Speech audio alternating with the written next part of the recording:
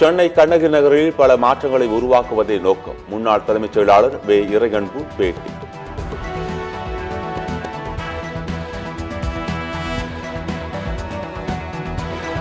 உலக தமிழ் ஆராய்ச்சி நிறுவனத்தின் தலைவராக ஓய்வு பெற்ற IAS அதிகாரி ஆர். பாலகிருஷ்ணன் நியமனம்.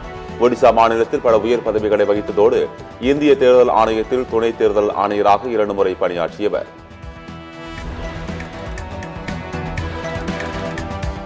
அனைத்து பள்ளிகளிலும் தெலுங்கு மொழி கட்டாய பாடம். தெலுங்கானா அரசு அறிவிப்பு.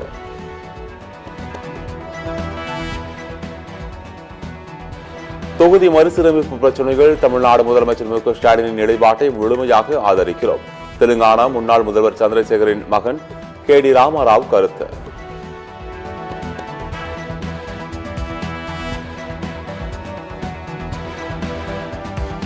கிருஷ்ணகிரி மாவட்டம் பாகலூர் அருகே 3.5 கோடி ரூபாய் மதிப்புடைய செம்மரக் கட்டைகள் பறிமுதல். செம்மரக் கட்டைகளை பதுக்கி வைத்திருந்த நபரை தேடி வரும் வனத்துறையினர்.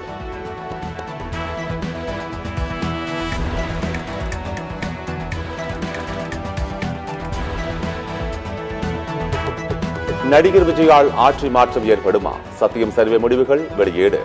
ஆட்சி மாற்றம் ஏற்பட வாய்ப்புகள் என்று 63 விழுக்காடு நபர்கள் கருத்து.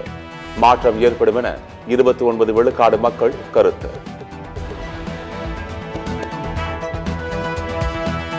மக்களவை தொகுதி மறுசீரமைப்பு செய்தால் நாடாளுமன்றத்தில் தென் மாநிலங்கள் பிரதிநிதித்துவத்தை இழக்கும்.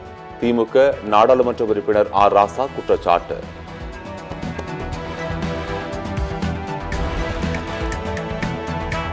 விவசாயிகளுக்கு 5000 கோடிக்கு மேல் காப்பீட்டுத் தொகை வழங்கப்பட்டுள்ளது. வேளாண்மைத்துறை அமைச்சர் MRK பன்னீர்செல்வம் பேட்டி.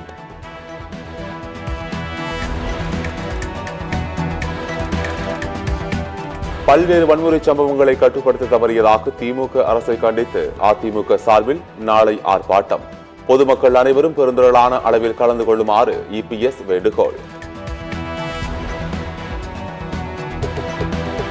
வாடிப்பட்டி அருகே தென்னைநார் ஏற்றிச் சென்ற லாரி மின்கம்பியில் உரசி தீ விபத்து. தீயணைப்புத் துறையினர் சுமார் 1 மணி நேரம் போராடி தீயை அணைத்தனர்.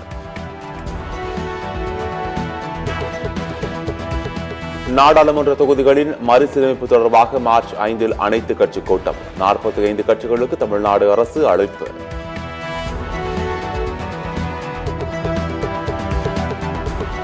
மக்களுக்கு பிடித்து போன ஒருவர் அரசியலுக்கு வந்தால் சிலர் எதிர்க்கிறார்கள். என்னை எப்படி வீழ்த்தலாம் என சிலர் குழப்பத்தில் உள்ளதாகவும் தாவேக தலைவர் விஜய் பேச்சு.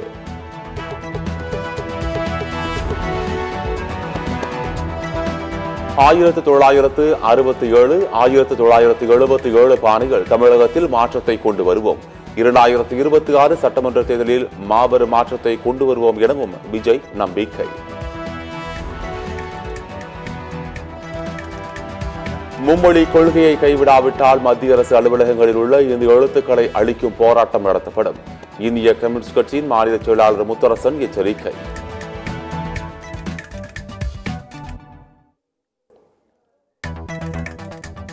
அனுமதி இல்லாமல் பெண்ணுக்கு குடும்ப கட்டுப்பாடு செய்த விவகாரம். சென்னை RSRM மருத்துவர்கள் மீது நடவடிக்கை எடுக்க கோரி பாதிக்கப்பட்ட பெண்ணின் கணவர் காவல் நிலையத்தில் புகார்.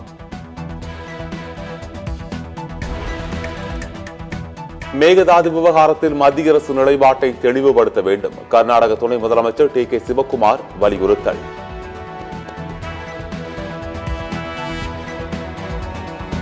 ஓமன் நாட்டில் உணவு மற்றும் ஊதியம் வழங்காமல் கொடுமை செய்யப்பட்டதால் அங்கிருந்து தப்பி வந்த தமிழக மீனவர்கள். கர்நாடக கடலோர பகுதியில் படகில் தத்தளித்த 3 பேர் மீட்பு.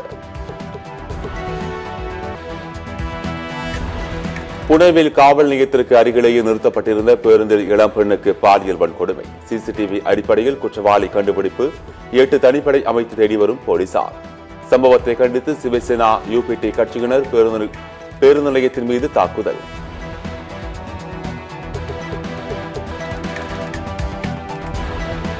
டெல்லி சட்டப்பேரவையின் துணைத் தலைவர் பதவிக்கு பாஜக MLA மோகன் சிங் தேர்ந்தெடுக்கப்பட உள்ளதாக தகவல்.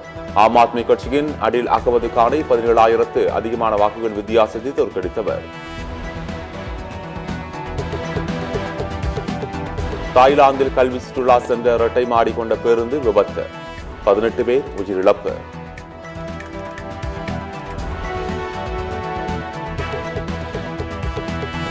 சர்வதேச ஒருநாள் கிரிக்கெட்டில் இங்கிலாந்து வீரர் ஜேம்ஸ் ஆண்டர்சனின் சாதனையை தகர்த்த ஜோப்ரா ஆர்ச்சர் 30 போட்டிகளில் 50 விக்கெட்டுகளை வீழ்த்தி சாதனை.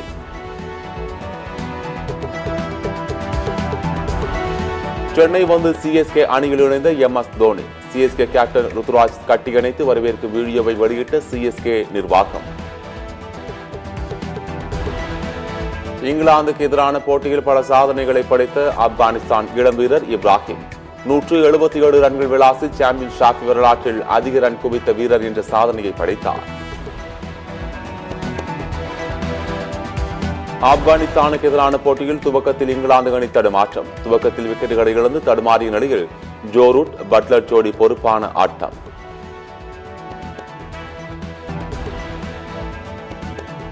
சென்னை விமான நிலையத்தில் பல்வேறு விமானங்கள் தாமதம். சுமார் 14 விமானங்களில் சேவை தடைபட்டதில் பயணிகள் கடும் அவதி.